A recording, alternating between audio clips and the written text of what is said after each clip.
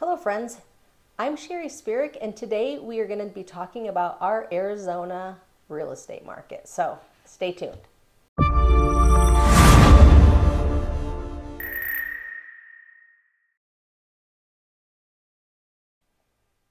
I've been getting a lot of calls from homeowners asking themselves, should I still sell my home or is it too late?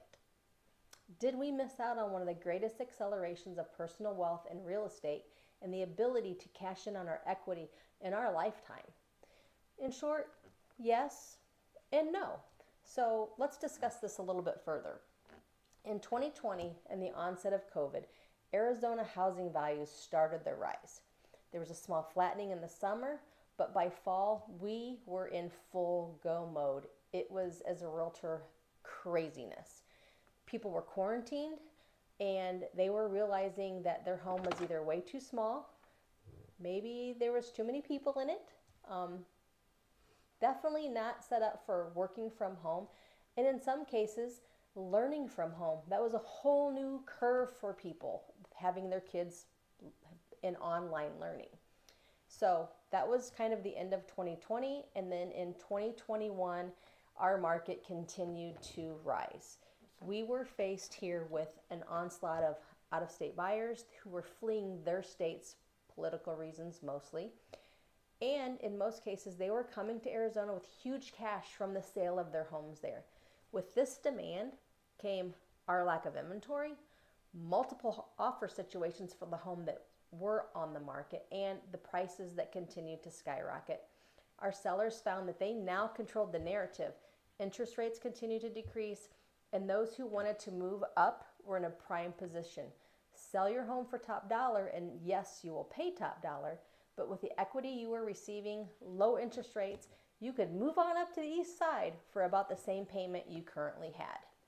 By the end of 2021, sellers were finding their homes were worth twice what they previously paid, sometimes in just a few short years. Welcome 2022. The spring of 22 continued that demand, and by summer we were slowed by a huge hit on all of our personal expenses. Double the price for fuel. The same grocery list you've been getting now costs you twice as much. Then they hit us with the interest rate. Double the interest rates. So what a buyer could afford 3 months ago just dropped by $50,000, which put them in a smaller pool, or there were no homes that those people could afford at this time. Today's market still has homes at their peak, but the playing field has really leveled. Buyers are seeing fewer bidding wars. Homes are sitting on the market for more days, which also means more inventory, so buyers have a lot more choices. These changes are what are causing buyers to reevaluate their motivation to buy a home, and rightly so. They are trying to decide if they should wait for the real estate market to cool and prices to drop, while also being fearful of rising interest rates and construction costs, which have no sign of coming down anytime soon. So, depending on the peak and decline of inflation, we'll likely see interest rates go a little bit higher before they go lower, although right now they're on a roller coaster. It just is a daily thing. I remember my parents paying 13% back in the early 80s, and some were paying as much as 18%. So while we've really been fortunate in the past 8 years, we've seen interest rates drop to the twos. The first time they did it, we said we'd never see it again. Sure enough, they dropped again, and they dropped a third time. So there's always a chance that we can see those again, and you can take your current 4 or 5% rate and refinance at that time. So just remember, if the house is right and you can afford the payment and it works in your budget, you should definitely move forward. All this leads back to our initial question of, is it the right time to sell or not? Here's my advice, and it's based on an individual's situation. If you need to sell a house, now is just a good time as any. If your property is in good condition and you price it correctly, it will sell within 30 to 45 days, if not sooner. I just had one that was priced conservative at the top. Home was immaculate. We were under contract in 10 days. It happens. It all depends on your specific home. Now, if you want to test the market and list your home to sell and you overprice that property, be prepared it's going to sit on the market a little longer and you potentially may have to drop your price.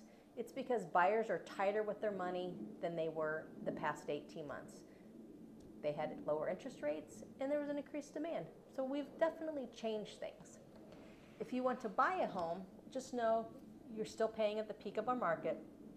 The possibility of that value declining is still here, but I believe in our market, we will not be hit as hard as others. Disclaimer, I cannot predict what the market holds or the future holds on housing prices, but we still have an influx of out-of-state buyers, retirees purchasing second homes, and the cash buyer still purchasing investment properties. Therefore, I'd recommend you do buy sooner than later. So let's check out the inventory, confirm today's rate, and with that, you can make a confident decision. There's no end in sight for the market to completely pull back. I know this is truly a confusing time for those considering buying or selling a home, but it's only as difficult as you make it. Instead of asking others what you should do, ask yourself, what are your goals? If you have questions on your specific situation, please reach out to me. Let's sit down together and discuss what the next chapter in your life looks like.